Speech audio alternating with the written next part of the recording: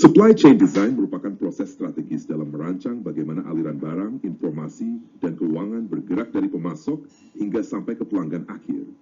Desain rantai pasok yang tepat akan menentukan efisiensi, fleksibilitas, dan daya saing sebuah organisasi. Tahap awal dalam supply chain design adalah penentuan jaringan rantai pasok. Pada tahap ini, organisasi memutuskan lokasi fasilitas produksi, gudang, pusat distribusi, dan jalur transportasi yang akan digunakan. Keputusan ini sangat berpengaruh pada biaya operasional dan kecepatan layanan. Contohnya, perusahaan retail besar di Indonesia seperti Alfamart dan Indomaret menempatkan gudang distribusi di dekat area padat penduduk agar produk dapat diantarkan ke toko dengan cepat. Selanjutnya adalah strategi integrasi dengan pemasok dan distributor. Desain rantai pasok modern menekankan pentingnya kolaborasi, bukan sekadar hubungan transaksi. Integrasi ini dapat berupa berbagi data permintaan, perencanaan bersama, hingga kontrak jangka panjang untuk menjamin kestabilan pasokan. Misalnya, industri otomotif seperti Astra International bekerja sama erat dengan pemasok komponen untuk memastikan ketersediaan spare part dengan kualitas konsisten. Bagian lain yang penting dalam desain rantai pasok adalah pemilihan strategi push atau pull. Strategi push berarti produksi dan distribusi dilakukan berdasarkan perkiraan permintaan, sedangkan strategi pull berdasarkan permintaan aktual pelanggan. Produk dengan masa simpan lama seperti semen lebih cocok menggunakan sistem push, sementara produk cepat busuk seperti sayuran segar di pasar modern menggunakan sistem pull agar tidak menimbulkan kelebihan stok. Selain itu, supply chain design harus mempertimbangkan tingkat sentralisasi atau desentralisasi fasilitas. Sentralisasi memusatkan produksi atau distribusi di satu lokasi besar, yang biasanya lebih hemat biaya tetapi kurang fleksibel. Sebaliknya, desentralisasi menyebarkan fasilitas ke berbagai lokasi untuk mendekatkan diri dengan pelanggan, meningkatkan kecepatan respons, namun dengan biaya operasional yang lebih tinggi. Desain rantai pasok juga mencakup pemilihan moda transportasi dan teknologi informasi. Moda transportasi harus disesuaikan dengan jenis produk dan kebutuhan pelanggan. Misalnya transportasi udara untuk barang yang bernilai tinggi dan mendesak, atau transportasi laut untuk produk massal dengan biaya rendah. Teknologi informasi seperti sistem ERP, Big Data, dan IoT memungkinkan rantai pasok lebih transparan, responsif, dan efisien. Akhirnya, supply chain design perlu memasukkan aspek keberlanjutan dan ESG, Environmental, Social, and Governance. Saat ini, banyak perusahaan di Indonesia mulai mengadopsi prinsip green supply chain. Misalnya, Unilever Indonesia yang mendesain rantai pasoknya dengan mengurangi emisi karbon, menggunakan energi terbarukan, dan memperhatikan kesejahteraan pekerja sepanjang rantai pasok. Dengan demikian, desain rantai pasok yang baik tidak hanya soal menekan biaya, tetapi juga soal ketahanan, fleksibilitas, kolaborasi dengan mitra, serta keberlanjutan jangka panjang.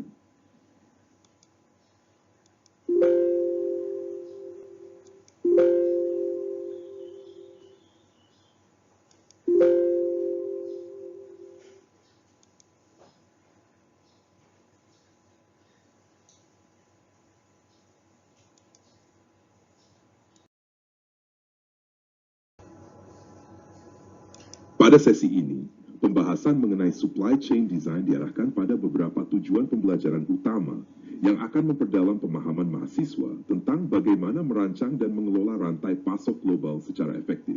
Pertama, penting untuk memahami konsep supply chain global. Rantai pasok tidak lagi hanya beroperasi dalam satu negara, tetapi melibatkan jaringan pemasok, produsen, distributor, dan pelanggan yang tersebar di berbagai belahan dunia. Dalam konteks ini, keputusan desain kunci seperti lokasi pabrik, distribusi gudang, dan jalur transportasi menjadi sangat strategis. Selain itu, perkembangan teknologi seperti blockchain juga membawa dampak besar karena dapat meningkatkan transparansi, keamanan, dan efisiensi dalam pertukaran informasi lintas negara. Kedua, manajer harus mampu mengidentifikasi trade-off atau pertukaran kepentingan dalam merancang supply chain. Misalnya, apakah lebih baik memproduksi sendiri atau melakukan outsourcing? Dan apakah lebih menguntungkan memproduksi di dalam negeri atau melakukan offshoring ke negara lain dengan biaya tenaga kerja lebih rendah? Setiap keputusan memiliki implikasi terhadap biaya, kecepatan, kualitas, dan risiko yang perlu dievaluasi secara hati-hati. Ketiga, dalam desain supply chain terdapat berbagai keputusan mengenai lokasi fasilitas. Penentuan lokasi pabrik, gudang, dan pusat distribusi membutuhkan analisis kriteria seperti biaya transportasi, kedekatan dengan pasar, serta ketersediaan tenaga kerja.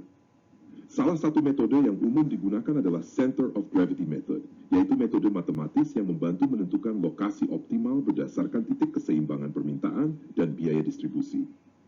Keempat, supply chain design juga melibatkan optimasi biaya melalui model transportasi. Model ini membantu perusahaan menentukan rute distribusi dan alokasi pengiriman yang paling efisien, sehingga dapat meminimalkan total biaya logistik. Dengan menggunakan metode ini, perusahaan bisa mencapai keseimbangan antara biaya transportasi, kapasitas gudang, dan kebutuhan pelanggan di berbagai lokasi. Dengan memahami keempat aspek ini, supply chain global dan teknologi blockchain, trade-off design, keputusan lokasi fasilitas, serta transportasi, mahasiswa diharapkan mampu melihat bagaimana desain rantai pasok tidak hanya memengaruhi efisiensi biaya, tetapi juga keberlangsungan dan daya saing perusahaan di pasar global. Keputusan desain dalam supply chain melibatkan banyak aspek strategis yang harus diperhitungkan oleh manajer agar rantai pasok dapat berjalan efisien, responsif, dan berkelanjutan. Beberapa poin penting yang menjadi fokus dalam supply chain design decisions dapat dijelaskan sebagai berikut. 1. Strategi. Strategi rantai pasok berhubungan dengan bagaimana perusahaan menentukan prioritas kompetitif. Apakah lebih menekankan biaya rendah, kecepatan layanan, fleksibilitas, atau keberlanjutan? Misalnya, perusahaan multinasional perlu menyesuaikan segi rantai pasok agar tetap relevan dengan perbedaan budaya, tingkat industrialisasi, dan kebutuhan pasar di berbagai negara. 2. Kontrol dalam supply chain menyangkut bagaimana perusahaan mengelola aliran informasi dan keuangan. Apakah kontrol dilakukan secara terpusat atau terdesentralisasi? Isu penting di sini adalah keamanan data pelanggan dan pembayaran di sepanjang rantai pasok. 3. Location. Pemilihan lokasi fasilitas adalah keputusan yang sangat strategis. Lokasi pusat riset, pabrik, gudang, call center, serta distribution center akan memengaruhi biaya, kecepatan layanan, dan nilai yang diberikan kepada pelanggan. Misalnya, perusahaan retail menempatkan gudang di kota besar untuk mempercepat distribusi. 4. Sustainability. Isu keberlanjutan kini menjadi fokus global. Supply chain design harus memperhatikan aspek ekonomi, lingkungan, dan sosial. Hal ini mencakup penggunaan energi terbarukan, pengurangan emisi karbon, hingga memperhatikan kesejahteraan tenaga kerja. Teknologi, pemanfaatan teknologi modern seperti cloud system, IoT, big data, dan blockchain membuat supply chain lebih transparan dan responsif.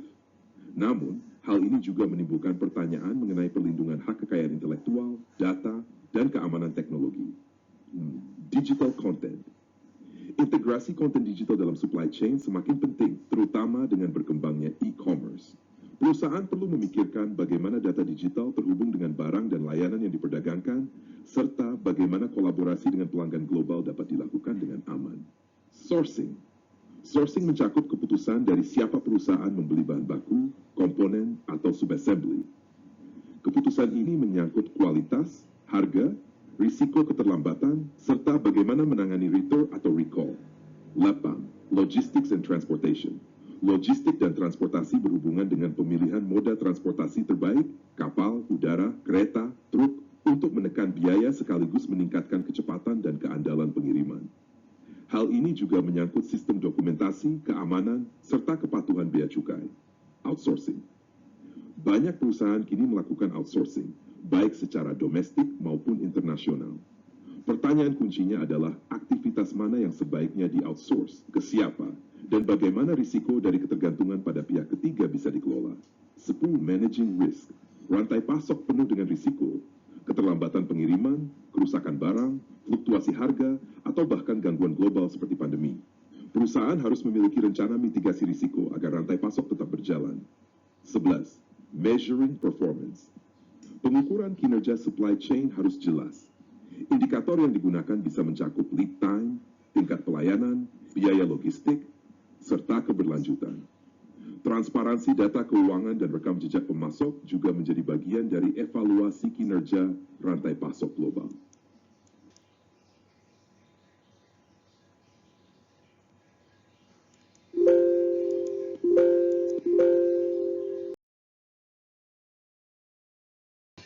Supply chain adalah sebuah sistem terintegrasi yang mencakup semua fasilitas, fungsi, dan aktivitas yang berhubungan dengan aliran serta transformasi barang dan jasa, mulai dari bahan baku hingga sampai ke tangan konsumen akhir.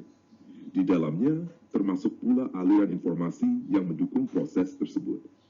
Dalam supply chain, terdapat tier pemasok, tier 3 dan tier 1, yang menyediakan bahan baku dan komponen ke pabrik atau factory. Dari factory, produk diproses kemudian dialirkan ke gudang, warehouse, lalu didistribusikan melalui distribution center ke berbagai toko, store, hingga akhirnya mencapai pelanggan. Seluruh aliran ini tidak hanya mencakup fisik barang, tetapi juga informasi, dokumen, dan data digital yang memastikan proses berjalan dengan akurat dan efisien. Supply chain dapat dipahami sebagai kelompok proses yang terintegrasi, mencakup 3 fungsi utama. Source, bagaimana perusahaan mendapatkan bahan baku, komponen, atau jasa dari pemasok. 2. Make, bagaimana proses produksi dilakukan untuk mengubah bahan baku menjadi produk jadi. Deliver, bagaimana produk disalurkan kepada pelanggan melalui jaringan distribusi dan transportasi. Dengan demikian, supply chain bukan hanya sekadar aliran barang, tetapi juga mencakup koordinasi menyeluruh dari pemasok, produsen, distributor, hingga konsumen akhir. Efisiensi supply chain akan sangat menemui beopesan, kuasleung, serta kepuasan.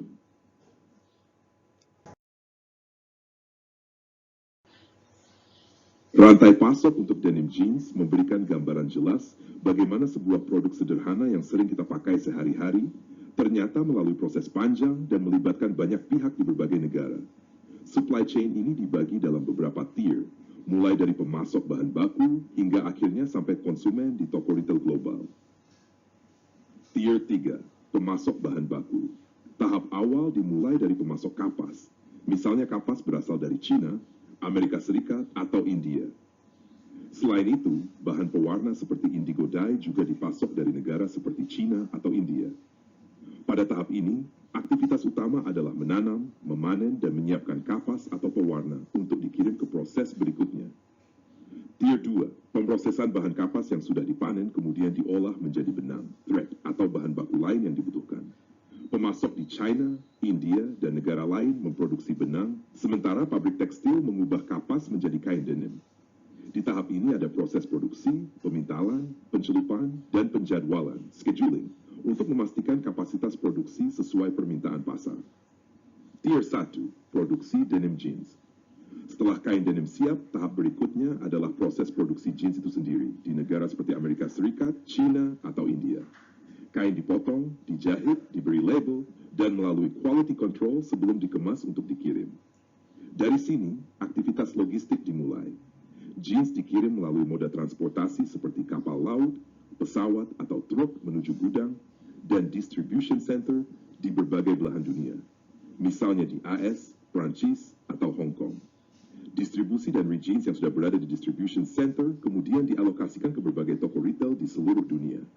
Di tahap ini, perusahaan harus mengelola inventory dengan baik agar tidak terjadi kekurangan stok, stock out, atau kelebihan stok. Aktivitas shipping, inventory management, dan demand planning dilakukan secara simultan, dibantu teknologi informasi yang memantau pergerakan barang.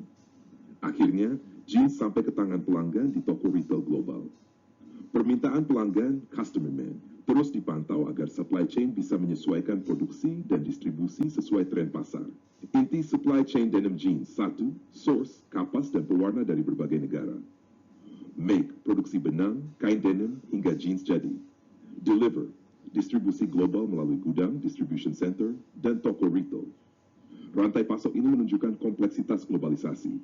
Sebuah celana jeans bisa melibatkan bahan baku dari India, proses pewarnaan dari China, produksi di AS, dan akhirnya dijual di Eropa atau Asia Tenggara. Efisiensi dan kolaborasi di sepanjang rantai ini menjadi kunci agar jeans tersedia di pasar dengan harga terjangkau dan kualitas yang konsisten.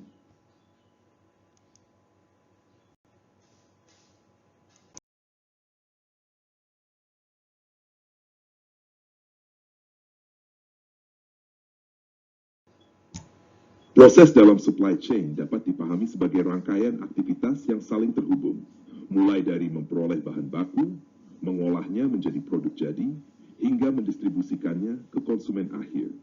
Diagram ini memperlihatkan bagaimana source, make, dan deliver menjadi inti dari supply chain dengan informasi sebagai penghubung yang sangat penting di antara semua proses tersebut. Source. Tahap pertama adalah proses pengadaan, procurement, yaitu bagaimana perusahaan memperoleh bahan baku, komponen, atau jasa dari pemasok. Kegiatan ini mencakup pemilihan pemasok, negosiasi kontrak, hingga memastikan kualitas dan ketersediaan bahan baku. Tanpa sumber yang andal, proses produksi akan terganggu. Tahap berikutnya adalah produksi, di mana bahan baku diubah menjadi produk jadi. Proses ini meliputi perencanaan kapasitas, penjadwalan produksi, pengendalian kualitas, hingga manajemen tenaga kerja.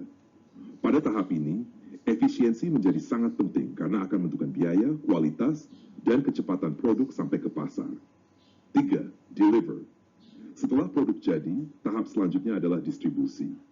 Proses ini melibatkan pengelolaan gudang, inventory, transportasi, dan pusat distribusi untuk memastikan produk sampai ke tangan konsumen dengan tepat waktu dan dalam kondisi baik. Pemilihan moda transportasi yang tepat, kapal, truk, kereta, atau pesawat akan sangat berpengaruh terhadap biaya dan kecepatan distribusi. 4. Information flow. Aliran informasi menjadi pengikat dari semua tahapan supply chain.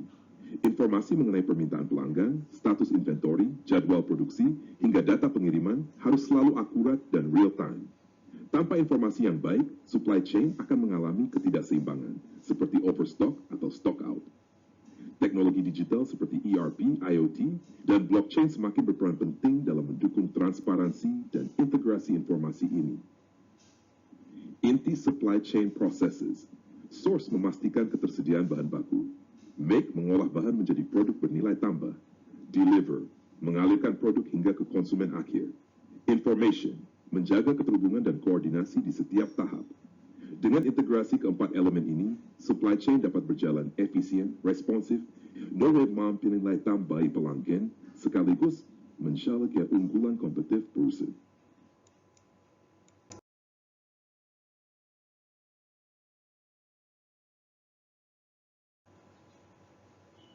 Konsep value chain dan supply chain saling berkaitan erat, namun masing-masing memiliki fokus berbeda dalam menciptakan nilai bagi pelanggan. Value chain. Value chain mencakup setiap langkah dari bahan baku hingga produk akhir yang digunakan oleh konsumen.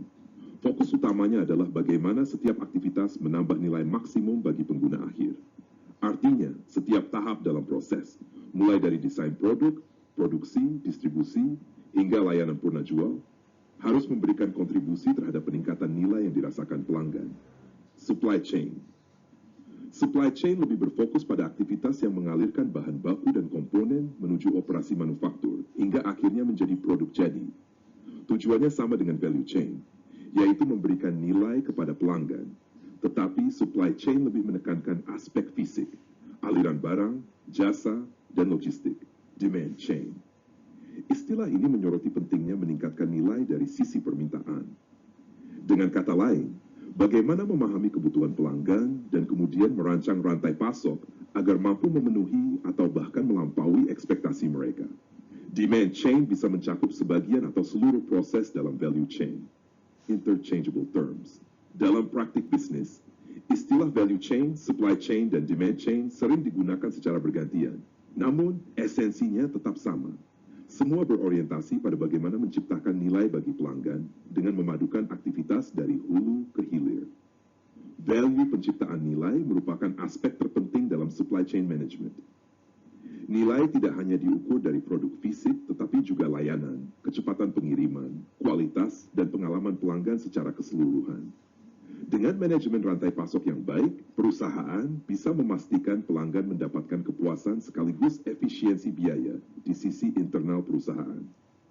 Dengan demikian, value chain menekankan pada penciptaan nilai tambah di setiap tahap, sementara supply chain lebih berfokus pada aliran barang dan jasa. Keduanya menyatu dalam tujuan akhir yang sama, yaitu memberikan nilai maksimal kepada pelanggan.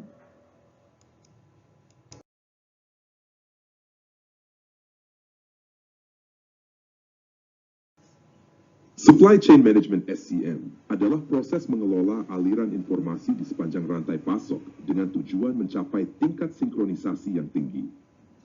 Sinkronisasi ini membuat rantai pasok lebih responsif terhadap kebutuhan pelanggan, sekaligus menekan biaya operasional. Dengan kata lain, SCM bukan hanya tentang memindahkan barang dari satu titik ke titik lain, tetapi tentang bagaimana seluruh jaringan, pemasok, produsen, distributor, hingga pengecer dapat bekerja selaras. Fungsi utama SCM mengintegrasikan 3 aliran penting. 1. Aliran barang, mulai dari bahan baku, produk setengah jadi, hingga barang jadi ke konsumen. Aliran informasi, data permintaan, inventory, status pengiriman, serta jadwal produksi. Aliran keuangan, pembayaran, kredit, dan informasi harga yang mendukung kelancaran transaksi. Dengan mengelola ketiga aliran ini secara terintegrasi, perusahaan dapat memberikan layanan yang lebih cepat, akurat, dan hemat biaya kepada pelanggan. Kunci efektivitas SCM, informasi, aliran data yang akurat, real time, dan transparan menjadi dasar pengambilan keputusan. Tanpa informasi yang baik, rantai pasok akan mengalami keterlambatan, kelebihan stok, atau kekurangan stok. 2. Komunikasi. Semua pihak dalam rantai pasok harus saling berkomunikasi secara intensif, baik internal maupun eksternal, agar koordinasi lebih lancar. 3. Kerjasama keberhasilan SCM sangat bergantung pada kolaborasi, bukan hanya transaksi. Pemasok, produsen, dan distributor harus saling mendukung untuk mencapai tujuan bersama. 4. Kepercayaan. Tanpa adanya rasa saling percaya, kolaborasi jangka panjang sulit terwujud. Kepercayaan menciptakan komitmen, mengurangi konflik, serta memperkuat hubungan dalam rantai pasok. Inti SCM menekankan keseimbangan antara responsivitas terhadap kebutuhan pelanggan dan efisiensi biaya. Dengan SCM yang efektif, perusahaan dapat memastikan produk tersedia pada waktu yang tepat, di lokasi yang tepat, dengan kualitas yang sesuai, serta dengan biaya yang kompetitif.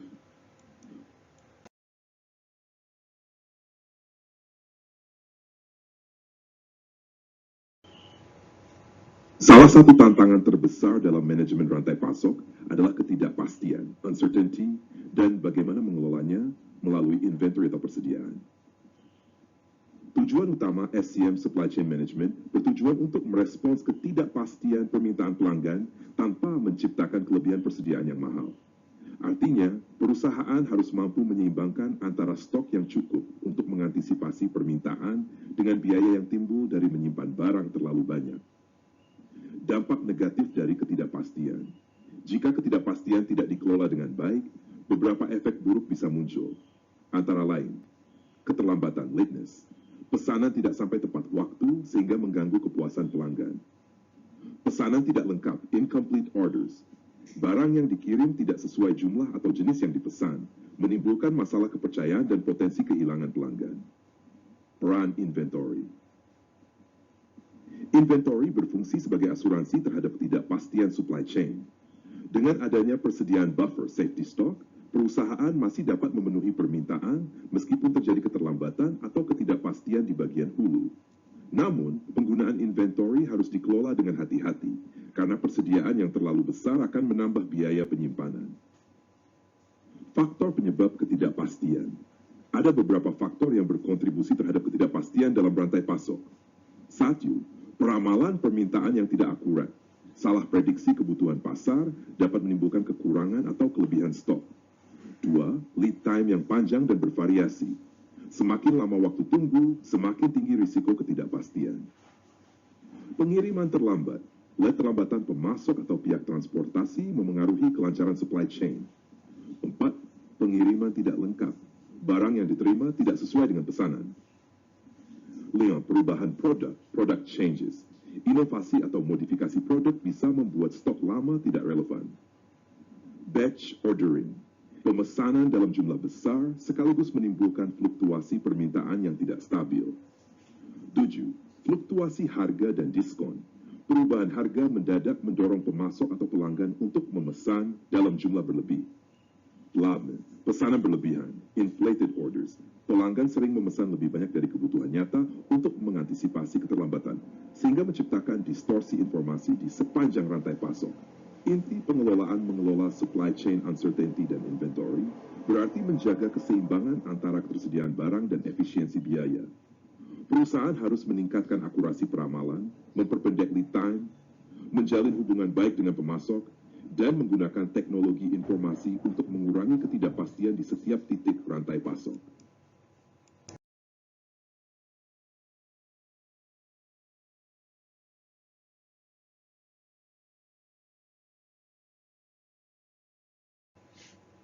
Bullwhip effect adalah fenomena dalam manajemen rantai pasok ketika variasi kecil dalam permintaan konsumen di ujung hilir menjadi semakin besar ketika bergerak ke arah hulu dalam rantai pasok.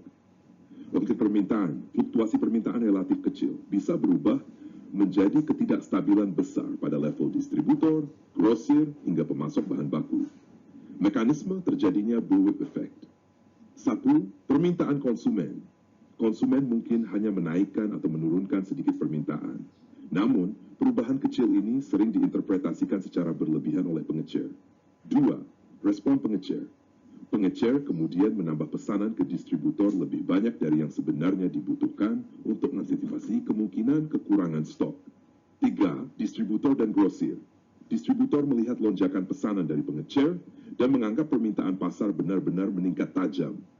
Mereka pun memperbesar pesanan ke pabrik. 4. Pabrik dan pemasok bahan baku. Akhirnya, pabrik dan pemasok bahan baku melihat lonjakan permintaan yang jauh lebih besar daripada kebutuhan real di pasar konsumen.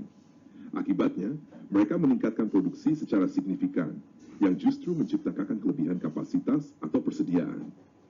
Dampak negatif bullwhip effect. Kelebihan persediaan, overstocking, perusahaan menanggung biaya penyimpanan yang tinggi, kekurangan persediaan. Ketika peramalan salah arah, konsumen justru tidak mendapatkan produk tepat waktu. Inefisiensi produksi, perubahan mendadak pada kapasitas produksi, meningkatkan biaya operasional. Hubungan dengan pemasok terganggu. Pemasok menghadapi fluktuasi pesanan yang ekstrem dan sulit diprediksi. Penyebab utama bullwhip effect, forecasting yang berlebihan berdasarkan data permintaan jangka pendek. Batch ordering atau pemesanan dalam jumlah besar sekaligus, bukan secara bertahap. Promosi dan diskon harga yang menciptakan lonjakan permintaan sementara. Kurangnya koordinasi informasi antar level supply chain, sehingga setiap pihak mengambil keputusan berdasarkan asumsi sendiri. Cara mengurangi bullwhip effect. 1. Meningkatkan transparansi informasi dengan berbagi data permintaan secara real-time antara pengecer, distributor, dan pemasok. 2. Collaborative planning, forecasting, and replenishment, CPFR, untuk sinkronisasi perencanaan permintaan. 3. Mengurangi lead time agar respons terhadap permintaan lebih cepat dan tidak berlebihan. 4.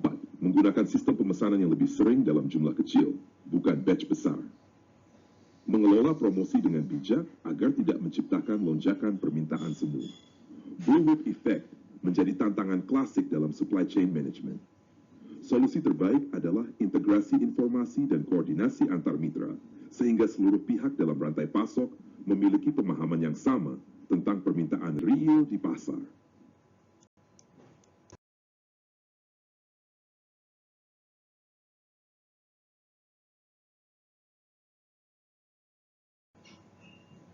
Risk pooling adalah konsep penting dalam manajemen rantai pasok yang bertujuan untuk mengurangi dampak risiko individu dengan cara menggabungkan risiko dari berbagai sumber. Dengan mengagregasi risiko, perusahaan dapat menstabilkan operasi, mengurangi variabilitas, dan meningkatkan efisiensi supply chain. Prinsip dasar risk pooling.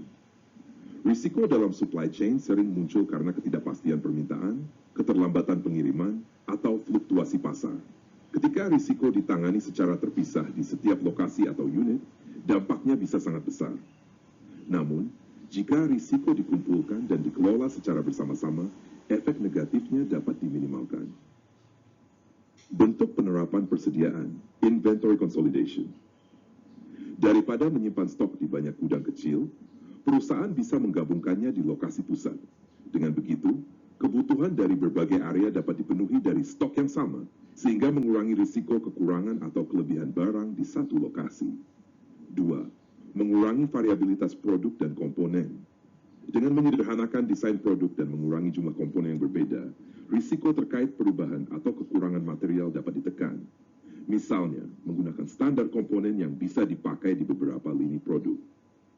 3. Menciptakan kapasitas yang fleksibel. Kapasitas produksi atau distribusi yang fleksibel memungkinkan perusahaan menyesuaikan diri dengan cepat terhadap perubahan permintaan. Misalnya, pabrik yang mampu memproduksi lebih dari satu jenis produk, multi-product facility, atau jaringan transportasi yang bisa dialihkan sesuai kebutuhan. Manfaat risk pooling, mengurangi kebutuhan total persediaan, menstabilkan fluktuasi permintaan antar wilayah, meningkatkan kecepatan respons terhadap pasar, menurunkan biaya penyimpanan dan transportasi. Dengan kata lain, risk pooling membantu perusahaan menghadapi ketidakpastian supply chain secara kolektif. Alih-alih setiap bagian menghadapi risiko sendiri-sendiri, sistem yang terintegrasi mampu menyerap variasi dan memberikan efisiensi yang lebih tinggi.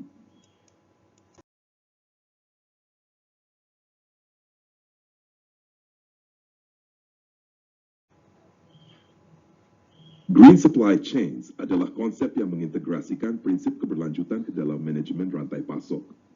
Tujuan utamanya adalah memenuhi kebutuhan saat ini tanpa mengorbankan kemampuan generasi mendatang untuk memenuhi kebutuhan mereka, sekaligus menjaga kelestarian sumber daya manusia, sosial, dan lingkungan. Prinsip Green Supply Chains, sustainability, menekankan keseimbangan antara keuntungan ekonomi, tanggung jawab sosial, dan kelestarian lingkungan. 2. Menggunakan sumber daya manusia dan sosial secara berkelanjutan, memperhatikan kesejahteraan pekerja, kondisi kerja, serta dampak sosial di sepanjang rantai pasok. Efisiensi biaya dan profitabilitas. Green supply chain tidak selalu berarti lebih mahal. Dalam banyak kasus, praktik berkelanjutan justru menurunkan biaya melalui pengurangan limbah dan peningkatan efisiensi energi. 4. Mendorong inovasi produk dan proses. Keberlanjutan menjadi katalis untuk menciptakan produk baru yang lebih ramah lingkungan, serta proses yang lebih efisien. 5. Dorongan dari hilir ke hulu. Inisiatif hijau seringkali dimulai dari konsumen atau pengecer yang menuntut produk ramah lingkungan. Kemudian bergerak ke arah pemasok untuk menyesuaikan praktik mereka. Sustainability dan quality management. Manajemen kualitas yang baik berperan besar dalam pencapaian tujuan keberlanjutan. Beberapa penerapannya antara lain, mengurangi limbah melalui program peningkatan kualitas sehingga efisiensi proses meningkat dan dampak lingkungan berkurang. Meningkatkan efisiensi bahan bakar kendaraan dalam transportasi distribusi untuk mengurangi emisi karbon.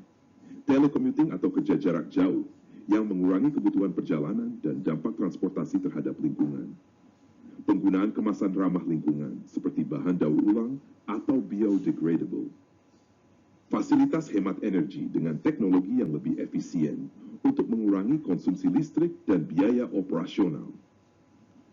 Kesimpulan Green Supply Chains menekankan bahwa keberlanjutan tidak hanya bermanfaat bagi lingkungan, tetapi juga dapat memberikan nilai tambah bagi perusahaan dalam bentuk efisiensi, profitabilitas, serta peningkatan reputasi merek.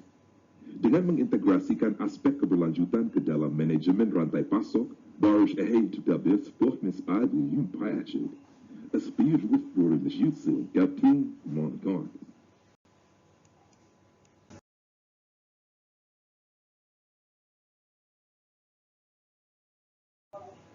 Teknologi informasi menjadi enabler utama dalam supply chain, karena menghubungkan semua aspek rantai pasok, mempercepat aliran data, serta meningkatkan koordinasi antara pemasok, produsen, distributor, dan pelanggan. Peran teknologi informasi dalam supply chain. Information as a link. Informasi menjadi penghubung yang menyatukan seluruh aktivitas supply chain, mulai dari sourcing, produksi, hingga distribusi. Tanpa aliran informasi yang akurat dan real-time, keputusan dalam rantai pasok akan tidak sinkron dan berisiko menimbulkan inefisiensi. E-business. Banyak proses bisnis fisik kini digantikan oleh proses elektronik. Contohnya adalah e-commerce yang memungkinkan transaksi dan manajemen supply chain dilakukan lebih cepat, transparan, dan hemat biaya. Electronic Data Interchange. Sistem EDI memungkinkan pertukaran dokumen bisnis antar komputer secara langsung seperti purchase order, invoice, atau dokumen pengiriman. Hal ini mengurangi kesalahan manual sekaligus mempercepat proses administrasi. Barcode dan point of sale. Teknologi barcode dan POS menciptakan catatan transaksi secara instan. Data penjualan dari kasir otomatis masuk ke sistem inventory, sehingga perusahaan bisa langsung mengetahui jumlah stok yang berkurang dan memicu replenishment. Teknologi pendukung supply chain Radio Frequency Identification (RFID) memungkinkan pelacakan barang secara otomatis melalui gelombang radio. Produk bisa dikirim dengan label FID, lalu dibaca oleh scanner, sehingga informasi posisi dan status barang langsung diperbarui ke sistem. Internet memberikan akses komunikasi langsung antara perusahaan dengan pemasok, pelanggan, dan mitra bisnis di seluruh dunia. Informasi bisa dibagikan secara real-time dari status pengiriman hingga permintaan pasar terbaru. Build to Order, BTO. Model BTO memungkinkan perusahaan memproduksi barang sesuai pesanan pelanggan sell to customers. Melalui internet, komunikasi dengan pelanggan dan pemasok menjadi intensif, sehingga mengurangi risiko kelebihan stok. Kesimpulan, teknologi informasi adalah tulang punggung dalam supply chain modern. Dengan EDRFID, e-business, hingga internet, perusahaan dapat meningkatkan sinkronisasi, efisiensi, dan transparansi. Hasil akhirnya adalah supply chain yang lebih responsif terhadap kebutuhan pelanggan, dengan biaya operasional yang lebih rendah, dan tingkat kepuasan pelanggan yang lebih tinggi.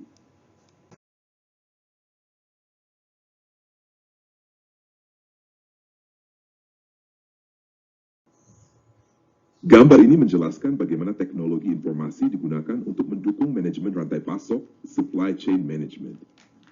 Ada 4 komponen utama yang ditampilkan. 1. Electronic Data Interchange, EDI. EDI menghubungkan anggota rantai pasok seperti pemasok, produsen, producer, dan pelanggan. Sistem ini digunakan untuk pemrosesan pesanan, akuntansi, produksi, pengendalian inventory, serta distribusi. Dengan EDI, pertukaran dokumen bisnis antar perusahaan dapat dilakukan secara otomatis dan cepat tanpa harus menggunakan dokumen kertas. Misalnya, industri otomotif seperti Toyota di Indonesia menggunakan EDI untuk memastikan komponen dari pemasok tiba tepat waktu di jalur produksi. 2. Barcodes. Barcode berfungsi sebagai identifikasi unik bagi produk yang melewati rantai pasok. Informasi yang terkandung mencakup deskripsi produk, nomor item, asal dan tujuan, prosedur penanganan, biaya hingga nomor pesanan. Dengan pemindaian barcode, perusahaan bisa melacak posisi produk secara instan. Contohnya, di supermarket Alfamart atau Indomaret, setiap transaksi tercatat otomatis melalui barcode sehingga stok dapat dikendalikan dengan lebih akurat. 3. Radio Frequency Identification, RFID. RFID menggunakan gelombang radio untuk mentransfer data antara scanner dan sebuah objek, misalnya paket atau kontainer. Teknologi ini memungkinkan inventory dipantau secara real-time tanpa perlu pemindaian manual.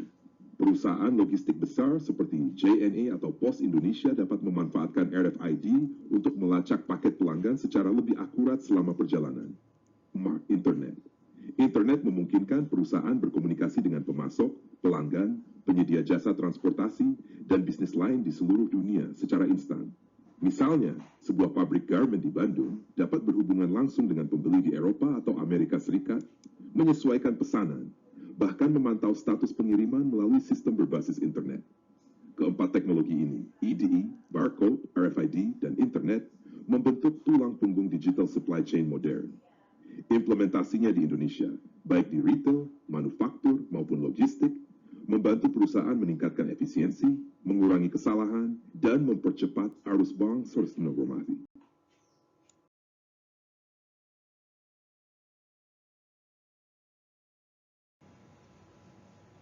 E-business dan supply chain management, SCM, saling berkaitan erat karena keduanya sama-sama berfokus pada efisiensi, kecepatan, dan pelayanan pelanggan. Dengan memanfaatkan teknologi digital, e-business memperkuat kinerja supply chain modern, transparan, dan global. Manfaat e-business dalam SCM. 1. Penghematan biaya transaksi. Proses yang biasanya dilakukan secara manual, kini bisa dilakukan secara elektronik. Hal ini mengurangi biaya administrasi, dokumen fisik, serta waktu transaksi. 2. Pengurangan peran intermediary. Perantara dalam rantai distribusi berkurang karena produsen bisa langsung berinteraksi dengan pelanggan atau pemasok melalui platform digital. 3. Respons supply chain lebih cepat. E-business memperpendek waktu respons, mulai dari pemesanan, pengolahan, hingga pengiriman, karena data dan informasi dapat ditransfer secara real-time. Jangkauan lebih luas dan visibilitas tinggi. Perusahaan dapat hadir di pasar global tanpa perlu mendirikan banyak cabang fisik. Kehadiran digital meningkatkan visibilitas merek sekaligus memperluas akses pelanggan. Nilai tambah untuk pelanggan. Pilihan yang lebih beragam. Konsumen memiliki lebih banyak opsi produk dan informasi untuk membuat keputusan yang lebih tepat. Pelayanan yang lebih baik. Teknologi memungkinkan pelacakan pesanan, layanan pelanggan online, hingga personalisasi produk. Peran data dan analisis e-business memungkinkan pengumpulan serta analisis data pelanggan dalam jumlah besar. Informasi ini mencakup preferensi, pola pembelian, dan perilaku konsumen yang bisa digunakan untuk merancang strategi pemasaran, mengelola inventory, dan menyesuaikan supply chain secara lebih akurat. Akses ke pasar global dengan e-business, perusahaan tidak hanya terbatas pada pasar lokal. Mereka bisa langsung terhubung dengan pemasok, distributor, dan pelanggan di berbagai belahan dunia. Hal ini memperkuat daya saing global serta membuka peluang bisnis baru. Singkatnya, e-business memperkuat supply chain management dengan menciptakan rantai pasok yang lebih cepat, hemat biaya, lebih responsif terhadap kebutuhan pelanggan, dan berdaya saing tinggi di pasar global.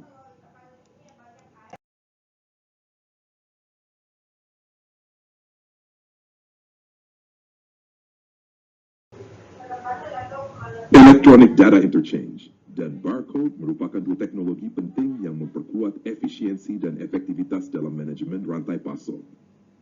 Electronic Data Interchange adalah sistem pertukaran dokumen antar komputer dalam format standar yang memungkinkan proses pembelian, pengiriman, dan penerimaan dilakukan secara otomatis tanpa perlu dokumen fisik. Implementasi ADE dapat meningkatkan pelayanan pelanggan karena data dapat diproses dengan cepat dan akurat, mengurangi kebutuhan kertas, serta meningkatkan produktivitas. Selain itu, sistem ini juga mampu memperbaiki proses penagihan, menekan biaya administrasi, dan mengurangi dampak bullwhip effect melalui peningkatan berbagi informasi di sepanjang rantai pasok. Barcodes berfungsi sebagai sistem pengumpulan data otomatis dengan menyimpan informasi identitas produk yang dapat dipindai secara cepat. Teknologi ini menyediakan informasi pelacakan secara instan sehingga pergerakan produk dapat dimonitor secara real-time. Penerapan barcode di titik penjualan point of sale memungkinkan penciptaan data yang dapat memperbarui catatan inventory, mengidentifikasi tren penjualan, memesan material, menjadwalkan pesanan, hingga merencanakan pengiriman barang. Dengan demikian, barcode tidak hanya meningkatkan akurasi data inventory, tetapi juga memberikan dasar analitis untuk pengambilan keputusan yang lebih baik. Kombinasi ADE dan barcode memperkuat integrasi rantai pasok melalui otomatisasi, transparansi, dan kecepatan dalam arus informasi maupun barang. Hal ini mendukung tujuan utama supply chain management, yaitu menciptakan dan penerapan informasi yang efisien dari hulu hingga hilir untuk memenuhi kebutuhan biaya yang optimal.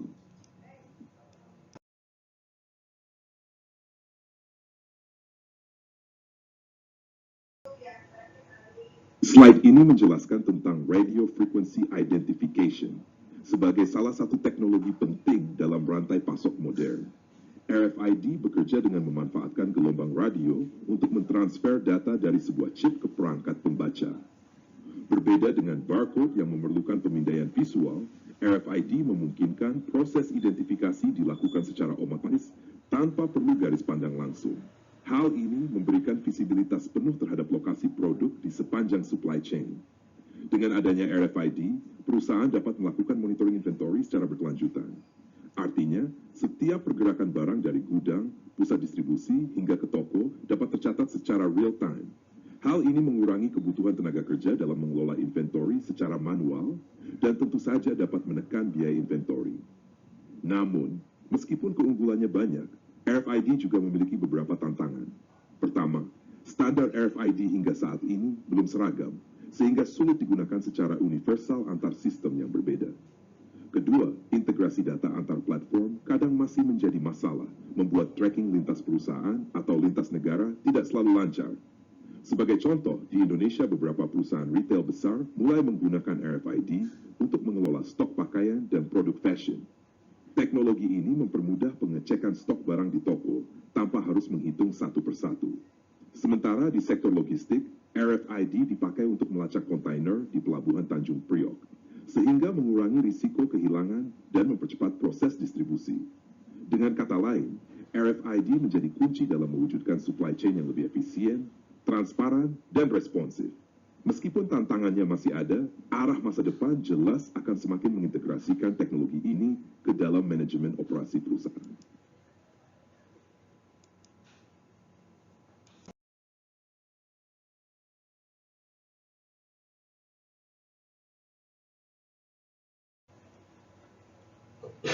Slide ini menjelaskan tentang kapabilitas RFID yang membuat teknologi ini sangat berguna dalam rantai pasok modern.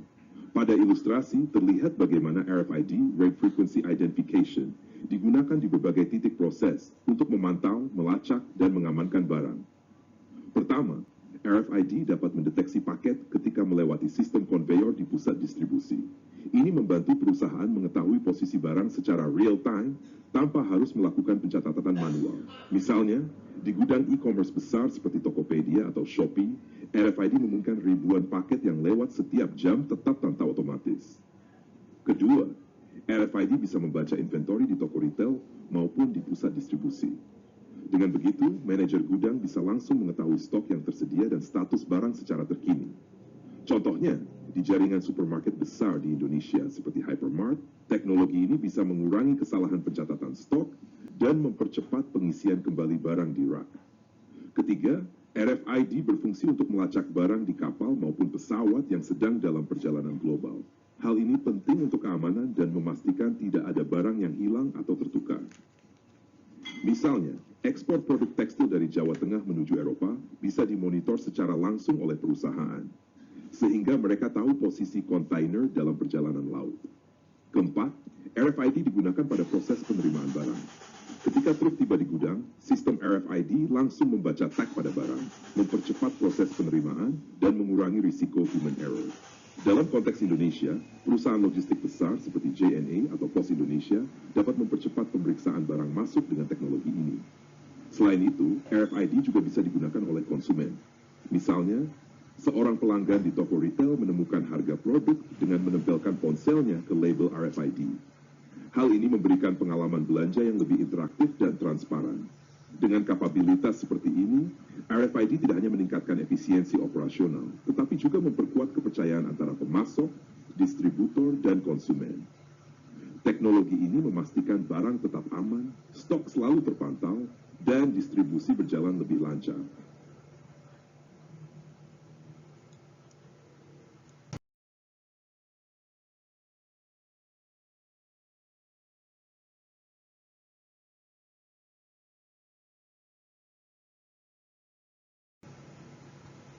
Slide ini membahas supply chain integration, yaitu bagaimana seluruh elemen dalam rantai pasok saling terhubung dan bekerja sama untuk meningkatkan efisiensi, menurunkan biaya, serta memberikan layanan yang lebih baik kepada pelanggan. Pertama, integrasi rantai pasok sangat bergantung pada berbagi informasi antar anggota supply chain. Dengan adanya keterbukaan informasi, efek bullwhip dapat dikurangi, artinya fluktuasi permintaan yang membesar di sepanjang rantai bisa ditekan. Informasi yang cepat juga membantu mendeteksi masalah sejak dini, memungkinkan respon yang lebih cepat, dan membangun kepercayaan antar mitra bisnis. Contohnya, industri FMCG di Indonesia, seperti Unilever atau Indofood, menggunakan sistem informasi terpadu dengan distributor dan retailer untuk memantau permintaan harian sehingga stok selalu terjaga. Kedua, terdapat aspek perencanaan kolaboratif, peramalan, pengisian ulang, dan desain. Dengan melakukan perencanaan bersama, perusahaan bisa menekan biaya material, logistik, maupun operasional. Kapasitas juga bisa dimanfaatkan lebih optimal, dan layanan kepada pelanggan meningkat. Misalnya, industri otomotif Indonesia seperti Toyota Astra Motor melakukan kolaborasi dengan supplier untuk menentukan jadwal produksi yang sesuai dengan permintaan pasar, sehingga mengurangi penumpukan inventory. Ketiga, integrasi mendorong koordinasi alur kerja, produksi, operasi, dan pengadaan. Hal ini menghasilkan efisiensi produksi, respon yang lebih cepat, peningkatan kualitas layanan, dan produk yang lebih cepat masuk ke pasar.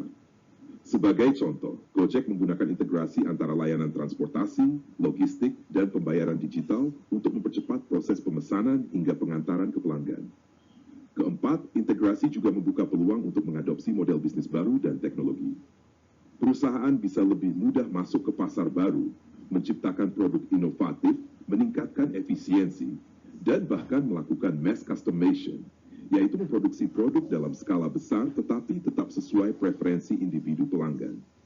Contoh penerapannya adalah e-commerce seperti Zalora yang memungkinkan pelanggan memilih variasi produk sesuai selera. Sementara di belakang layar supply chain mereka tetap efisien dan terkoneksi dengan produsen maupun gudang. Dengan kata lain, supply chain integration bukan hanya soal menghubungkan proses, tetapi juga membangun ekosistem kolaboratif yang membuat seluruh mata rantai dari pemasok hingga konsumen akhir bekerja lebih selaras dan adaptif terhadap perubahan pasar.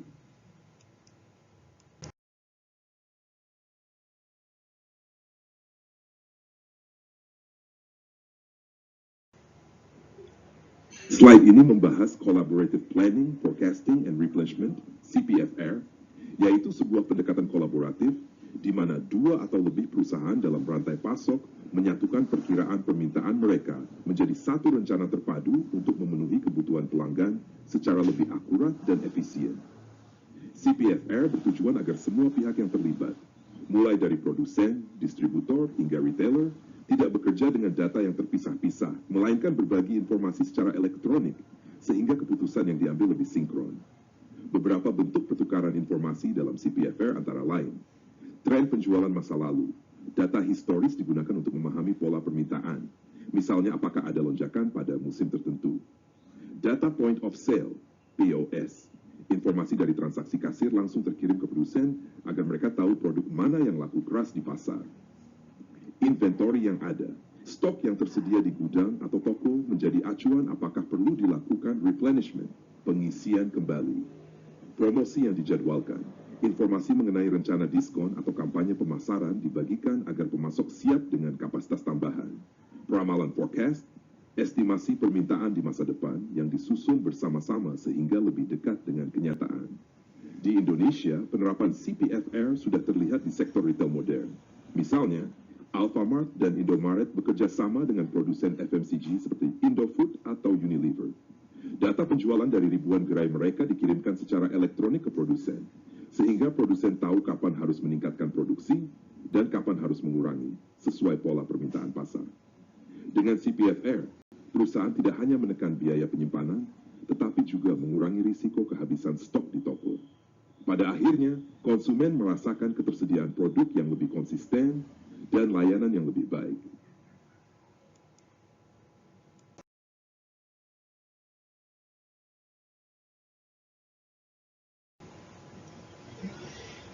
Slide ini menjelaskan tentang SCM software, khususnya Enterprise Resource Planning ERP, yang merupakan perangkat lunak untuk mengintegrasikan berbagai komponen dalam perusahaan dengan cara berbagi dan mengorganisir informasi serta data. ERP berfungsi sebagai tulang punggung dalam pengelolaan supply chain modern.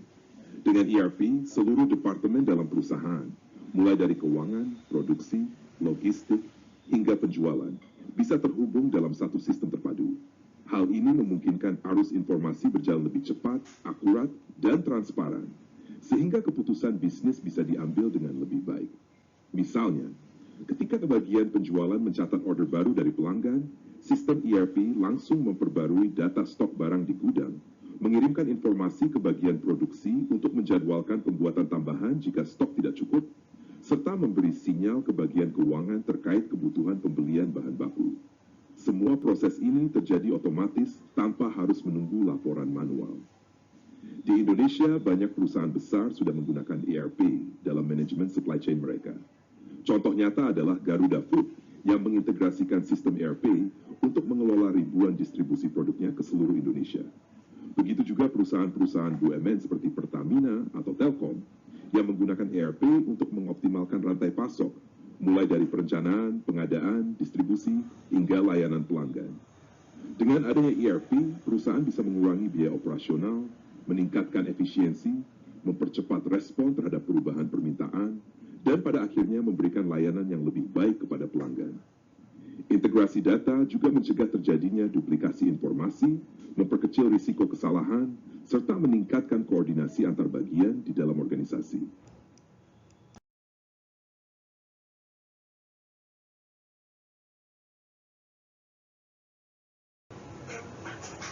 Slide ini memberikan contoh perhitungan nyata dari Key Performance Indicator KPI dalam manajemen rantai pasok, khususnya inventory turns, keputaran persediaan, dan days of supply, hari persediaan. Kasus yang digunakan adalah Tomahawk Motorcycle Company, sebuah perusahaan manufaktur sepeda motor. Data yang tersedia adalah sebagai berikut. Biaya pokok penjualan, cost of goods sold, dalam mantra $25. Persediaan rata-rata, production materials and parts, with fluence number 290s. Work in process, with Zebedes point 4.65 lot. Finished goods, 12 2022. Total average aggregate value of inventory, 34 point. Inventory turns. Perhitungan dilakukan dengan membagi biaya pokok penjualan dengan total rata-rata nilai persediaan. Inventory turns. Incident of fraud, mapat dus 12.5, walau 3,3 di West, artinya dalam setahun berputar sekitar 12,3 kali. Nilai ini menunjukkan seberapa diproduksi, dijual, dan itu digantikan dengan stok baru. Semakin tinggi angka ini, semakin efisien manajemen persediaannya. Waktu, days of supply. Perhitungan hari persediaan dilakukan dengan membagi nilai rata-rata persediaan dengan biaya pokok penjualan per hari, yaitu biaya pokok penjualan dibagi 36 bulan. Days of supply. Fuak mate buat 16 hari, mapat 25 baki 26. Hasilnya menunjukkan bahwa persediaan yang dimiliki perusahaan dapat mencukupi kebutuhan penjualan selama kurang lebih 29,6 hari tanpa ada tambahan stok baru. Interpretasi. Inventory turn sebesar 12,43 berarti perusahaan cukup gesit dalam mengelola persediaannya, tidak membiarkan barang menumpuk terlalu lama di gudang. Days of supply 29,6 hari menunjukkan tingkat efisiensi yang cukup baik karena stok tersedia hampir untuk 1 bulan penjualan. Jika angka ini terlalu tinggi, berarti ada potensi kelebihan stok. Sebaliknya, jika terlalu rendah, ada risiko kehabisan barang. Relevansi di Indonesia. Contoh serupa bisa diterapkan di industri otomotif dalam negeri, seperti Astra Honda Motor atau Toyota Astra Motor, yang harus menjaga keseimbangan antara persediaan bahan baku impor, komponen lokal, dan permintaan pasar. Perusahaan-perusahaan ini juga menggunakan KPI inventory turns dan days of supply untuk menekan biaya logistik sekaligus memastikan ketersediaan produk di dealer.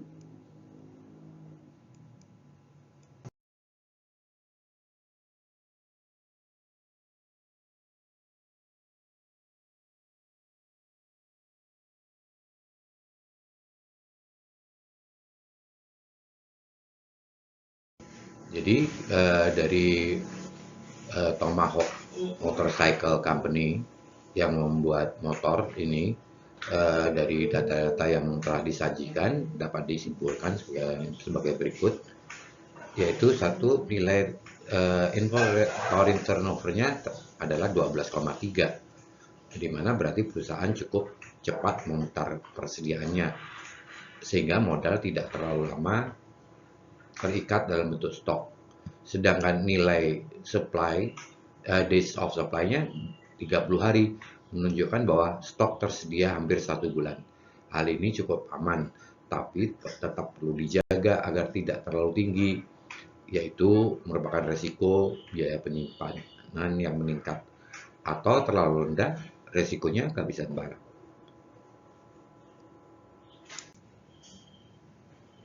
Slide ini membahas tentang Process Control and Score, Supply Chain Operations Reference, yaitu sebuah kerangka kerja yang digunakan secara luas untuk mendiagnosis, menganalisis, dan meningkatkan kinerja rantai pasok lintas industri.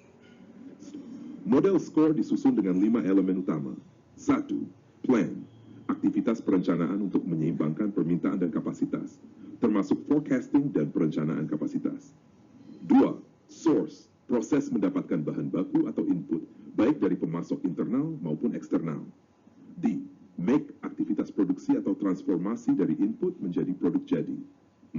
Deliver, kegiatan distribusi produk kepada pelanggan, termasuk transportasi, manajemen order, dan pergudangan. Lim, return, proses pengembalian barang, baik dari pelanggan maupun ke pemasok, misalnya karena defect atau daur ulang. Enable, fungsi pendukung yang memastikan semua aktivitas supply chain dapat berjalan, misalnya sistem informasi, manajemen kualitas, dan compliance. Proses control dalam supply chain. Proses control tidak hanya berlaku untuk operasi manufaktur, tetapi juga bisa diterapkan dalam semua proses supply chain. Misalnya pada tahap sourcing, perusahaan bisa menetapkan standar kualitas bahan baku yang masuk. Pada tahap delivery, perusahaan bisa menerapkan kontrol terhadap ketepatan waktu pengiriman agar sesuai SLA, Service Level Agreement. Dengan adanya kontrol proses, supply chain menjadi lebih konsisten, efisien, dan mampu merespon masalah lebih cepat. Peran SCORE dalam supply chain. Model SCORE yang dikembangkan oleh Supply Chain Council berfungsi sebagai alat diagnostik lintas industri. Dengan SCORE, perusahaan dapat membandingkan kinerja supply chain mereka dengan standar industri, mengidentifikasi titik lemah dalam rantai pasok, misalnya waktu siklus terlalu lama atau tingkat pengembalian produk tinggi, merancang inisiatif perbaikan berbasis proses agar lebih terarah dan terukur. Contoh penerapan di Indonesia. Dalam industri retail modern, seperti Alfamart atau Indomaret, penerapan SCORE dapat membantu meningkatkan efisiensi distribusi dari gudang ke ribuan gerai. Elemen plan memastikan ketersediaan stok berdasarkan demand forecast. Source menghubungkan dengan ribuan pemasok. Make berkaitan dengan repackaging produk di pusat distribusi. Deliver terkait transportasi last mile. Sementara return digunakan untuk produk rusak atau kadaluarsa. Dengan pendekatan SCORE, perusahaan memiliki kerangka standar untuk mengukur, mengendalikan, sekaligus memperbaiki rantai pasok mereka, sehingga lebih adaptif dan kompetitif.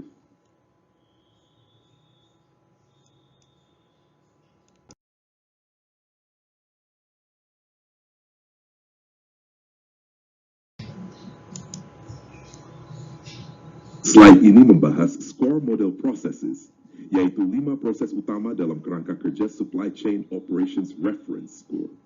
Model ini membantu perusahaan memahami, menganalisis, dan meningkatkan kinerja rantai pasok mereka dengan memecahnya menjadi tahapan yang jelas dan terstruktur. PAN.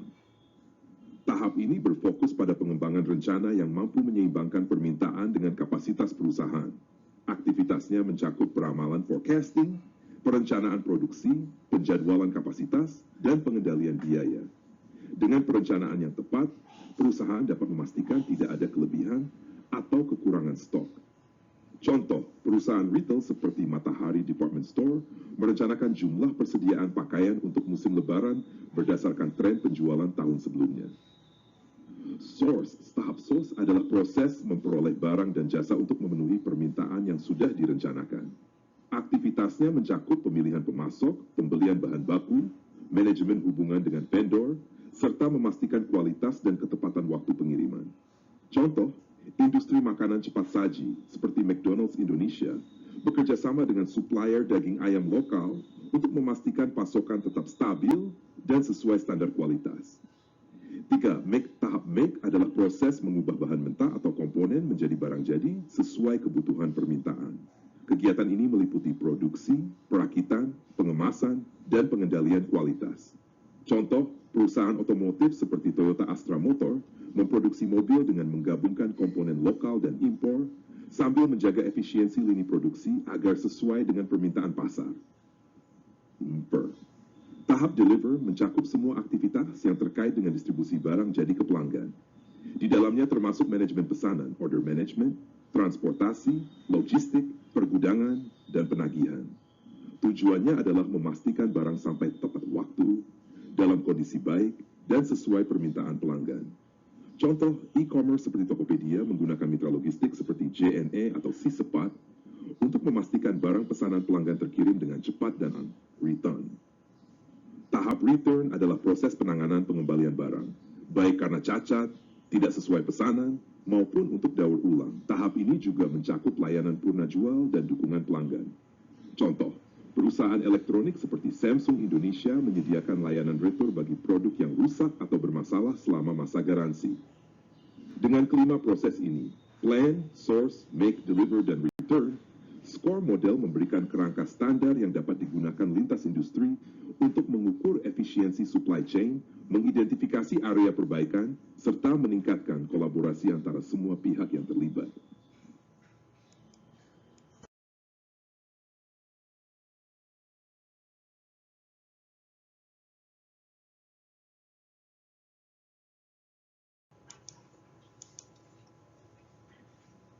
Slide ini membahas tentang Score Performance Metrics, yaitu indikator kinerja yang digunakan dalam kerangka kerja SCORE, Supply Chain Operations Reference, untuk menilai efektivitas dan efisiensi supply chain. MAC metric ini terbagi dalam dua kategori besar, Customer Facing, berorientasi pelanggan, dan Internal Facing, berorientasi internal perusahaan. Customer Facing. A. Supply Chain Delivery Reliability, Delivery Performance, persentase pesanan yang dikirim tepat waktu dan lengkap ke pelanggan. Fill Rate, persentase pesanan yang dikirim dalam waktu 24 jam sejak order diterima. Perfect Order Fulfillment, persentase pesanan yang dipenuhi tepat waktu dalam jumlah yang benar dan tanpa kesalahan. B. Supply Chain Responsiveness, Order Fulfillment Lead Time, jumlah hari yang diperlukan sejak order diterima hingga barang sampai ke pelanggan. C. Supply Chain Flexibility, Supply Chain Response Time, jumlah hari yang dibutuhkan supply chain untuk merespon lonjakan permintaan yang tidak terencana. Production Flexibility, jumlah hari yang diperlukan untuk menyesuaikan kenaikan 20% permintaan tanpa menimbulkan biaya tambahan yang signifikan. Kedua, Internal Facing. A. Supply Chain Cost, Supply Chain Management Cost, biaya langsung dan tidak langsung yang dikeluarkan untuk mengelola rantai pasok. Cost of Goods Sold, biaya langsung dari material dan tenaga kerja untuk menghasilkan produk atau jasa. Value Added Productivity, produktivitas bersih, yaitu nilai tambah yang dihasilkan dibandingkan dengan sumber daya yang digunakan. Warranty Returns Processing Cost, biaya langsung dan tidak langsung untuk menangani retur dan klaim garansi. Supply Chain Asset Management Efficiency, Cash to Cash Cycle Time, jumlah hari yang dibutuhkan untuk mengubah investasi di persediaan menjadi arus kas melalui penjualan. Inventory Days of Supply, jumlah hari kas perusahaan tertahan dalam bentuk persediaan. Asset Turns, berapa kali total aset termasuk modal kerja dan aset tetap berputar dalam menghasilkan penjualan dalam satu periode. Interpretasi metrik-metrik SCORE ini memberikan pandangan menyeluruh tentang kinerja supply chain dari perspektif pelanggan maupun internal. Dari sisi pelanggan, indikator seperti ketepatan pengiriman, kecepatan pemenuhan pesanan, dan fleksibilitas produksi berhubungan langsung dengan kepuasan konsumen. Dari sisi internal, fokusnya ada pada biaya, produktivitas, dan efisiensi penggunaan aset. Sebagai contoh, perusahaan logistik seperti JNE atau C-Sepat mungkin menekankan pada delivery performance dan order fulfillment lead time. Sedangkan perusahaan manufaktur seperti Unilever Indonesia lebih menyoroti production flexibility dan supply chain cost untuk memastikan efisiensi operasional. Dengan mengukur semua aspek ini secara konsisten, perusahaan dapat mengidentifikasi area yang masih lemah dan menetapkan strategi perbaikan yang terukur.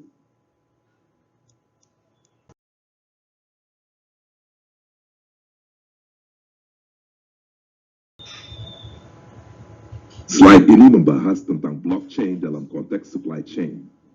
Blockchain didefinisikan sebagai sebuah jaringan basis data terdistribusi yang menyimpan catatan data digital dan peristiwa dengan cara yang tahan manipulasi atau sulit diubah. Konsep utama blockchain. Blockchain berfungsi seperti buku besar digital, digital ledger, yang terdistribusi ke banyak pihak. Setiap transaksi atau peristiwa dicatat dalam bentuk blok data yang saling terhubung dan diamankan dengan enkripsi. Setelah data masuk ke dalam blockchain, data tersebut hampir tidak mungkin diubah tanpa persetujuan seluruh jaringan. Sehingga manfaat blockchain dalam supply chain. 1. Transparansi.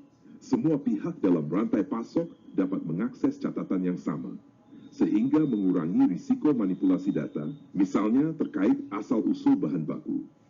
2. Keamanan data yang disimpan dalam blockchain terenkripsi dan hanya bisa diakses oleh pihak yang berwenang. Hal ini melindungi dari pemalsuan dokumen maupun transaksi fiktif. Efisiensi, proses administrasi dan verifikasi lebih cepat, karena catatan transaksi otomatis terkonfirmasi oleh jaringan. Ini mengurangi kebutuhan untuk rekonsiliasi manual antar pihak. 4. Traceability, ketertelusuran. Blockchain memungkinkan perusahaan melacak perjalanan produk mulai dari bahan baku hingga sampai ke tangan konsumen akhir. Contoh penerapan di dunia nyata. Industri makanan.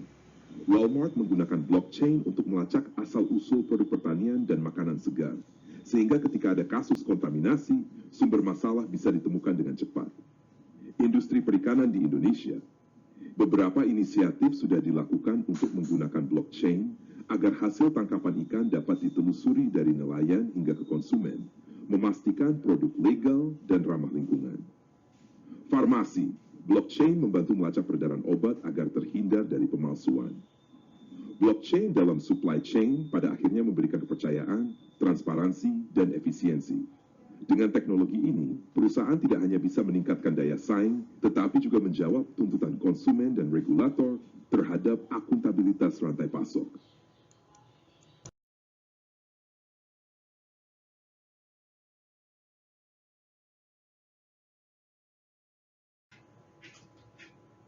Slide ini membahas konsep push-pull supply chain, yaitu strategi kombinasi dalam manajemen rantai pasok yang menentukan bagaimana produk bergerak dari pemasok hingga sampai ke konsumen. 1. Push supply chain. Pada sistem push, produk diproduksi terlebih dahulu berdasarkan prediksi permintaan, lalu didorong push ke pasar melalui dealer atau distributor. Risiko dari model ini adalah adanya kemungkinan overstock, kelebihan persediaan bila prediksi permintaan terlalu tinggi, atau stock out bila prediksi terlalu rendah.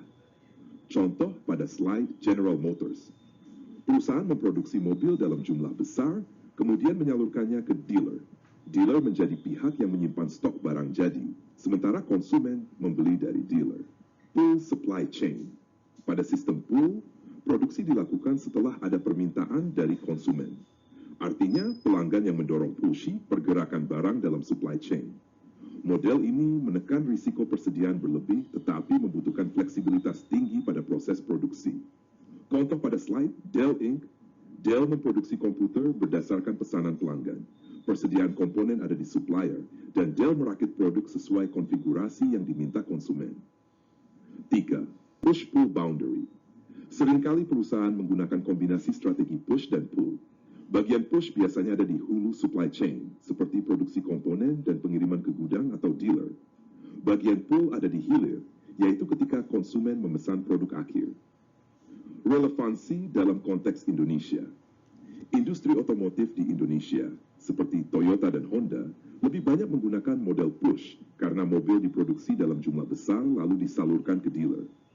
Industri e-commerce seperti Tokopedia atau Shopee cenderung menggunakan model pull karena barang baru bergerak setelah ada order pelanggan. Beberapa sektor mulai mengadopsi model hibrida. Misalnya, perusahaan pakaian Erigo menyimpan stok bahan baku push, tetapi produksi dan distribusi besar dilakukan ketika ada pesanan dari pelanggan. Dengan memahami perbedaan ini, perusahaan dapat menyesuaikan strategi supply chain mereka berdasarkan jenis produk, pola permintaan, dan tingkat ketidakpastian pasar.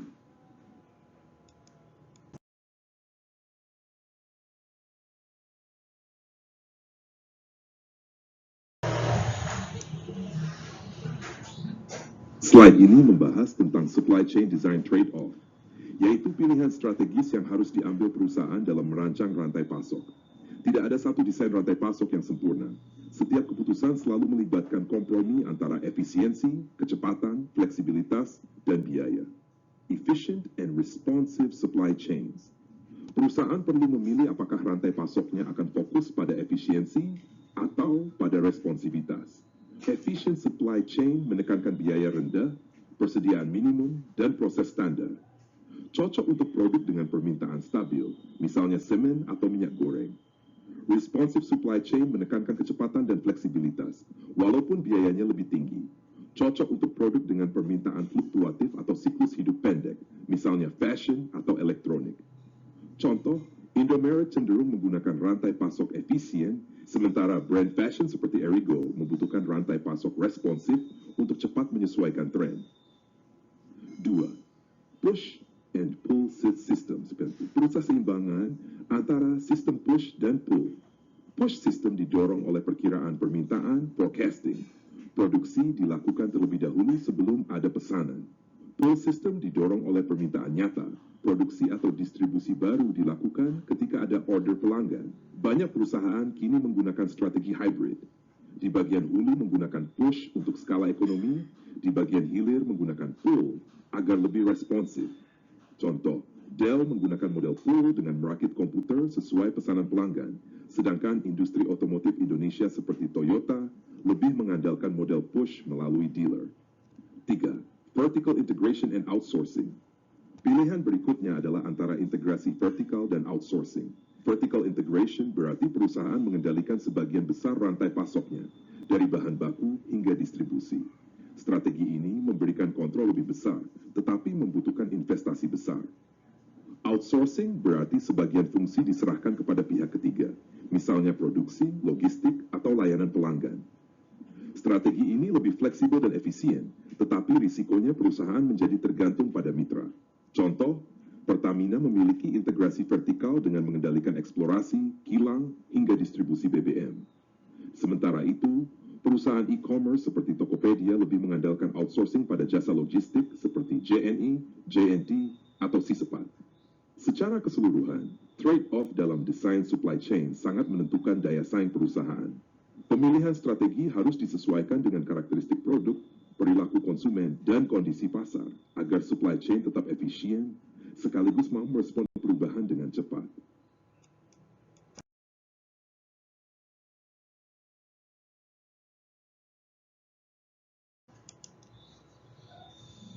Slide ini membahas offshoring decisions, yaitu pertimbangan perusahaan ketika memindahkan sebagian kegiatan bisnis atau operasionalnya ke luar negeri. Pertimbangannya terbagi menjadi dua kategori besar, alasan ekonomi dan alasan non-ekonomi. 1. Alasan ekonomi. Biaya tenaga kerja lebih rendah. Perusahaan bisa mengurangi beban operasional dengan memanfaatkan upah minimum yang lebih rendah di negara tujuan. Biaya impor, bea masuk, dan tarif lebih rendah. Relokasi bisa mengurangi beban pajak perdagangan internasional. Biaya modal lebih rendah, termasuk bunga pinjaman, fasilitas investasi, atau insentif pajak dari negara tujuan. Peningkatan pangsa pasar global memungkinkan perusahaan memperluas jangkauan ke konsumen internasional. Menghindari fluktuasi mata uang domestik, produksi di negara tujuan bisa mengurangi risiko kerugian akibat nilai tukar. Mengantisipasi pesaing global, mencegah kompetitor menguasai pasar internasional lebih dulu. Memanfaatkan tenaga kerja global yang terampil dan murah. Negara tujuan sering memiliki tenaga kerja yang berkualitas dengan biaya lebih rendah. Membangun jaringan rantai nilai global untuk mendukung skala bisnis yang lebih luas. Meningkatkan hubungan dengan pemerintah negara tujuan, termasuk akses ke kebijakan pro-investasi atau perlindungan khusus. Alasan non-ekonomi, dampak negatif pada karyawan yang tersisa. Moral karyawan domestik bisa turun karena kehilangan pekerjaan atau adanya relokasi. Kehilangan kekayaan intelektual. Ada risiko bocornya rahasia dagang atau teknologi penting. Kehilangan kendali proses inti. Beberapa aktivitas strategis bisa sulit diawasi dari jarak jauh. Ketergantungan pada sumber pasokan asing. Meningkatkan risiko jika rantai pasok global terganggu. Kendala regulasi lingkungan. Negara tujuan mungkin memiliki aturan longgar, tapi bisa menimbulkan kritik atau risiko hukum di masa depan. Ketidakstabilan politik. Risiko adanya konflik, pergang kebijakan, atau proteksionisme di negara tujuan. Hambatan komunikasi dan keterampilan teknis. Perbedaan bahasa, budaya, dan sistem kerja bisa mengganggu koordinasi. Adaptasi budaya lokal. Perusahaan perlu memahami pasar, gaya komunikasi, dan perilaku konsumen di negara tujuan. Intinya, keputusan offshoring tidak hanya soal menekan biaya, tetapi juga harus menimbang faktor risiko non-ekonomi. Keberhasilan sangat bergantung pada kemampuan perusahaan menjaga keseimbangan antara efisiensi biaya dan kelangsungan operasional jangka panjang.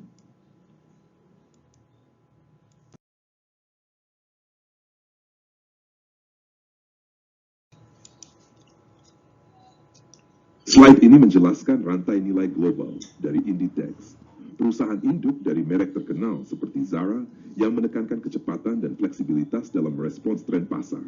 Narasinya sebagai berikut.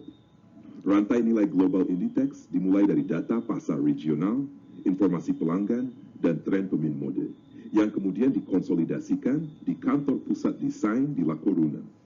Tim desain ini menggunakan data tersebut untuk merancang produk yang sesuai dengan permintaan pelanggan secara real-time.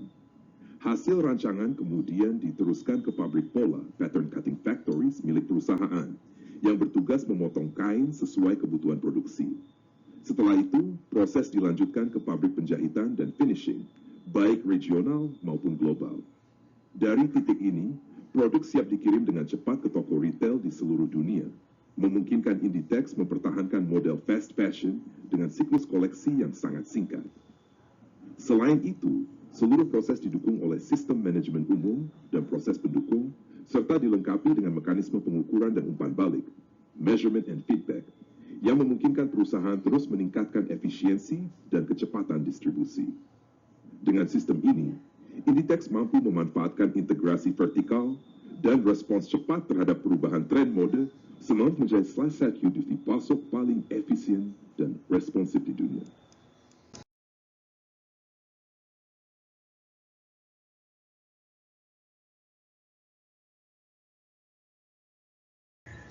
Slide ini membahas location decision atau keputusan pemilihan lokasi, yang merupakan faktor krusial dalam manajemen rantai pasok.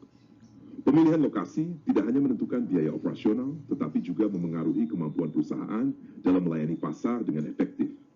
Keputusan ini mempertimbangkan berbagai faktor yang terbagi ke dalam 5 kategori utama. 1. Location factors. Faktor ini mencakup akses pelanggan, permintaan dan pasar, kemampuan mempertahankan tenaga kerja, ketersediaan tenaga kerja terampil, biaya tenaga kerja, lokasi pesaing, serta volume lalu lintas di sekitar lokasi. Semua aspek ini menentukan seberapa mudah perusahaan dapat menjangkau pelanggan dan mengoperasikan bisnis secara berkelanjutan. 2. Transportation factors meliputi jarak minimum ke pasar dan sumber pasokan, kecukupan moda transportasi darat, laut, udara, biaya transportasi, serta visibilitas lokasi dari jalur utama. Selain itu, faktor kemampuan parkir dan kenyamanan perjalanan bagi karyawan maupun pelanggan juga penting dipertimbangkan. 3. Utilities factors. Faktor ini terkait dengan ketersediaan sumber energi dan utilitas, seperti pasokan bahan bakar listrik, air, biaya energi lokal, serta kemampuan komunikasi. Biaya dan regulasi terkait utilitas juga memengaruhi kelayakan lokasi. Climate, community environment, and quality of life factors. Faktor sosial dan lingkungan yang berpengaruh mencakup kondisi perumahan, sekolah, iklim, universitas, fasilitas kesehatan, biaya hidup, hingga sikap komunitas lokal. Hal ini penting karena berkaitan dengan daya tarik lokasi bagi karyawan dan kualitas hidup mereka. LEAM, State and Local Legal and Political Factors. Faktor hukum dan politik termasuk pajak penghasilan, kebijakan pajak lokal, kesempatan iklan, insentif pajak, aturan zonasi, serta peraturan keselamatan dan kesehatan kerja. Faktor ini menentukan stabilitas dan kelancaran operasional jangka panjang. Secara keseluruhan, keputusan lokasi merupakan hasil evaluasi menyeluruh terhadap kombinasi faktor ekonomi, sosial, politik, serta operasional yang akan menentukan daya saing perusahaan di pasar.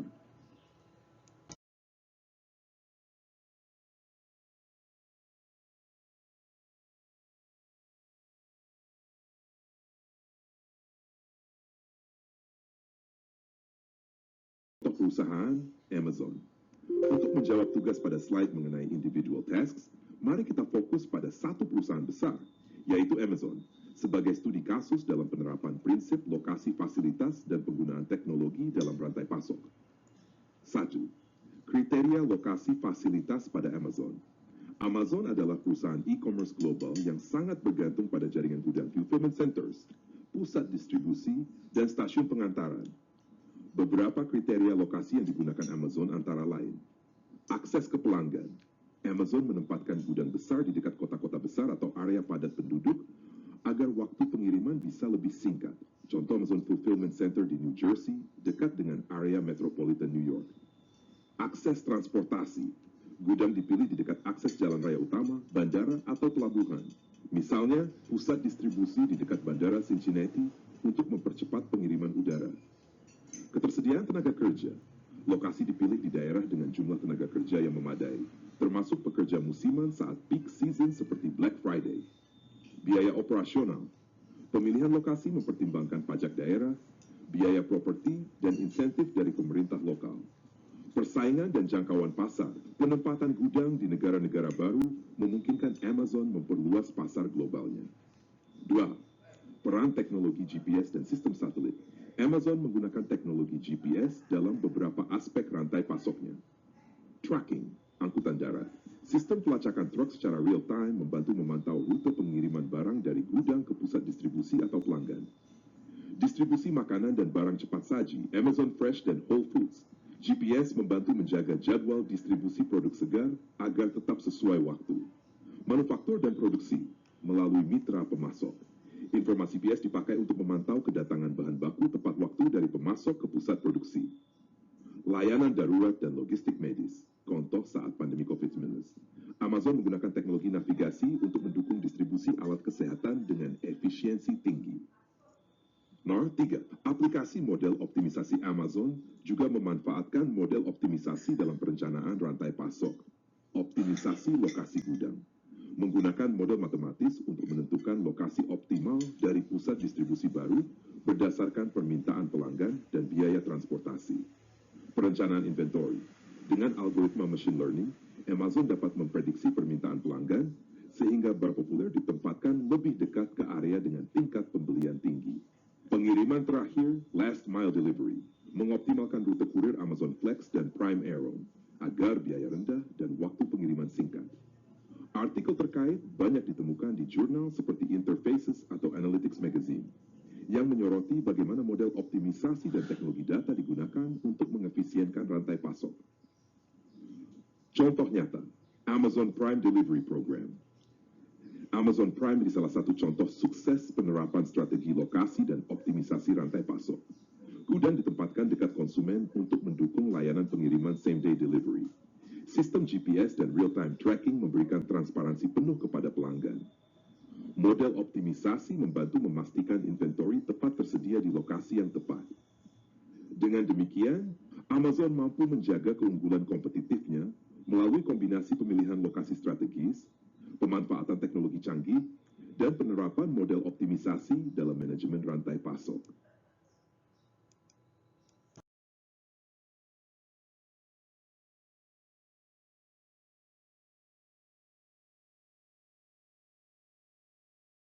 Terima kasih.